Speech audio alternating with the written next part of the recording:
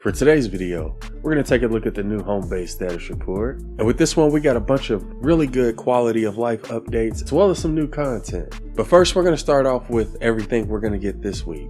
So they started off by saying starting February 21st, 2021 at 7 p.m., turn on the charm with Dashing Hawk and the Love Song Bow. Beginning the week of February 27th, bring the Valor and the new Save the World questline to unlock home base's own Major Oswald. The Husk won't stand a chance. Be sure to read up on the quality of life and crowd control changes that were made in this week's update. Alright, so beginning on February the 21st at 7 p.m., Dashing Hawk is going to be returning to the event store. And this perk gives your lefty and righty a 37.5% chance to stun targets. And his commander perk increases your damage against stun targets. I don't really use him as a commander that often, but I have used him in my support team a few times when I make a lefty and righty loadout. And not only is he returning this Sunday, but the Love Song Bow will also be returning on February the 21st. And this is also going to be available in the event store. And this bow also stuns enemies. It can stun them for 10 seconds, but whenever you deal damage, it'll stop the stun. And here are all of the possible perks that you can put on it. And it doesn't affect bosses or enemies that have recently been love struck. So not one of the best bows, but that's also going to be returning this week. And the last thing we're going to get this week is the Invasion Wargames simulation. And that's going to be available on February the 21st at 7 p.m. as well. And that's everything we're getting this week. We've already uploaded gameplay of Dashing Hawk, the Love Song Bow, as well as the Invasion Wargames simulation. I'll leave a link to all of those in the description if you'd like to go check them out. They also briefly went over Extraterrestrial Rio's new perk, which we've already shown gameplay of. I'll leave a link to that gameplay in the description as well. I'm not sure if they fixed her with the Zap Team perk, so let's go ahead and try it real quick. Danger? See, 150,000. 150 and 150. Okay, so it does look like they did fix the Zap Team perk when it comes to Extraterrestrial Rio, because the damage is no longer increasing with every shot. We've killed like 10 Husk already, and every single time we dealt 150,000 damage. So it does look like they fixed the Zap Team perk when it comes to Extraterrestrial Rio. Anyways, the next thing they went over were a bunch of quality of life changes. So I'm going to go ahead and read through all of them. The first one came from the Major's desk, and he said, "Commanders, fall in. Seems the storm has done a number on those pesky nurses, and they no longer stack their healing powers on Husk." Not sure what storm genius thought that was a good idea in the first place, but it seems they've come to their senses. They heal Husk at the same rate regardless of how many nurses there are. So if multiple nurses spawn in, they can no longer heal each other, and their healing effect will no longer stack on other Husk, which should make them a little bit easier to kill, as well as the Husk that they're healing. It then says, in the higher levels of Twining Peaks, the Husk seem to be dealing less damage to our structures with their attacks, bombs, projectiles, and every other thing they decide to throw at your base. This is a win-win, commanders. Let's use it to our advantage. So apparently in higher levels in Twining Peaks, the Husk aren't going to be able to deal as much damage to your structures as they used to. And then it says, finally, reports are showing that our crowd controlling effects aren't quite as potent. Looks like we'll be able to keep them controlled for the first 5 effects before they become immune to our tactical shenanigans. This applies to stuns, knockbacks, freezes, tar traps, and all that jazz that makes the Husk dance. Luckily for us, our commanders are packing some serious firepower and should be able to control them long enough before having to eliminate them. Major Oswald. So it sounds like Husk will only be able to be stunned, knocked back, or frozen up to 5 times before they become immune to those effects. And that's everything that was included from the Major's desk. Clip also provided us with some quality of life updates, and she begins by saying, "Let's talk crafting, commanders. I've made some breakthroughs with trap crafting, and higher tier traps no longer require increased resources when crafting. This means that legendary items will now cost the same to craft as commons. Score." So we're actually going to go ahead and double check that. Oh, yep, it's the same. So if you look at the materials required for a 1-star trap, you got 8, 3, 2, and 2. And if we increase that to 5 stars, you still have 8, 3, 2, and 2. So it's no longer going to require more resources more resources to craft higher tiered traps. And I think that's a really good quality of life update. She then went on to say, this change will also provide us with some higher level materials while exploring Entwined Peaks, especially at the higher power levels. Those sweet 5-star materials will be found more often, while 4 stars drop less often. This also means more quartz and crystals all around. And I know this is something a lot of people have been asking for, but it looks like you're going to have a better chance of getting 5-star materials and higher level Twine Peaks compared to 4-star materials. And that also includes quartz as well. She then went on to say, finally, I've done some scavenging of my own and picked up those low rarity weapons and traps in the top end of Twine Peaks. Who needs them at that level anyway?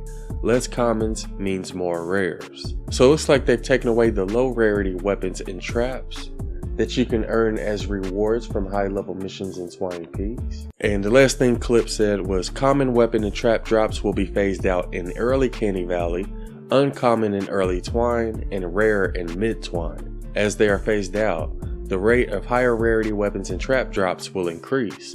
Don't need them? Break them down and get those sweet high tier materials. Music to my ears. So once you get to Canny Valley, all gray weapons will be phased out and you should no longer get those. Once you get to early Twine Peaks, the green weapons should be phased out, so you'll no longer get those. Once you get to mid Twine Peaks, the rare weapons will be phased out, which are the blue ones. And as these weapons are phased out, the rate of epic and legendary weapons and traps will also increase. So as you progress through Canny Valley and Twine Peaks, you'll start seeing less of these uncommon, common, and rare weapons and more of epic and legendary weapons and traps. And that's all the information that Clip provided for us. Oh man, and this next one, okay. Director also gave us an update, and he said one of the side effects of being a business wolf is wolf-like efficiency. He also said, we've had some changes in the research and development and discovered some new inventory efficiencies. With these advancements, crafting ingredients now stack up to 999 rather than 200. So although they didn't increase the amount of inventory slots that we get, they did increase the amount you can put in each slot. So I'm going to go ahead and load in and double check it. But yeah, I feel like this is huge because this is going to save so much space in our inventory. So as you can see, we're dropping 200 of all of our bright core. Let's go ahead and drop all of it.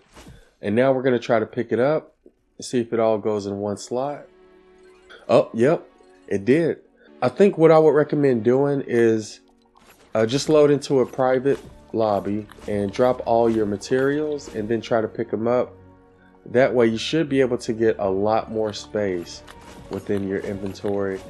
And I think this is a really good quality of life update, because I know one of the main reasons people are struggling to get all the materials they need is because there aren't enough slots. But hopefully now that we can get 999 items in each slot, we'll be able to craft more traps. Matter of fact, let's go ahead and see if that applies to our traps. So let's go ahead and drop our 144 traps and pick them up. Okay, so it's not going to apply to traps, but it will apply to all of your ingredients. So that may be something you want to do today just to clear up some space in your inventory. Load into either your endurance or a private lobby and just drop everything you have and then pick it back up. Look how much space we have now. We got like over 20 slots just by dropping some of our items and picking them back up. So yeah, that's another really good feature that came with today's update. Anyways, the last thing they went over was the new quest line. And this is going to be available on February the 27th. And in the home base status report, it says Major Oswald loses his cool on February the 27th at 7 p.m. Help him rediscover his inner soldier and recruit him to join your fight against the Horde. And there's a couple different ways to get him. He's going to be available from the Valor quest line on February the 27th, so you can get him that way. Or if you don't feel like waiting, you can also recruit him from the collection book for 1 hero recruitment voucher. And his standard perk is called Command Presence, and this makes your Warcry snare enemies within its range by 30% for its entire duration. And his commander perk does the same thing, but it'll also increase your weapon damage by 25% against affected enemies. So his war cry is going to slow any husk caught within the range, and it's also going to increase the damage against those husks. And again, he's going to be available from the new Valor quest line that comes out on February the 27th. Val is also going to be returning on the 27th, and you'll be able to get her from the Valor quest line as well. And you're definitely going to want to get her because she has some of the best perks when it comes to melee defenders. And up to this point, she's only been available once. So make sure you try to get her from the Valor quest line on February the 27th. Fall in Love Ranger Jonesy's also going to be returning on the 27th, but he's going to be available in the event store. We have uploaded gameplay of him, and I'll leave a link to that gameplay in the description. And I wouldn't consider him to be one of the best heroes, but I do use him often, especially when it comes to loadouts that require a lot of energy. So if you're using melee weapons that have a really good heavy attack, for example, you may want to throw him in your support team to help keep your energy up. Like, he would be a good hero to use with Anti-Cuddle Sarah, for example. And the last thing we're going to get that week is the Quantum Countdown Wargame simulation. And the description that came with this said, step right up on February the 27th at 7 p.m. and try to keep your attention on the teleporting bomb. In this simulation, an unstable bomb is teleporting around your base. The husks are drawn to its energy and trying to destroy it. Quickly adapt to protect its new location as the husks take new and unexpected routes. And I'll leave a link to some gameplay of that simulation as well if you want to go check it out. And the last thing they went over was the Machinist Mina starter pack, which we've already covered, so I'm not going to waste too much time on that. And one thing I should mention that wasn't included in the home base status report is that they did fix the Dirt Burger quest in the Venture Zone. I haven't tested it yet, but I did have some people tell me that it's working now. And that's everything that was in the home base status report. I feel like this is one of the best updates we've had in Save the World in a long time. We got a new hero coming, as well as a new quest line, and we also got a bunch of really good quality of life updates. I feel like increasing the amount of materials we can have per stack was a really great idea, and I'm glad they included it. And I also like how they phased out the lower tier weapons and traps from the higher level missions in Swine Peaks. So overall, I feel like this is a really good update. Let me know what y'all think about it in the comments below. I hope y'all found the video useful, and thanks for watching.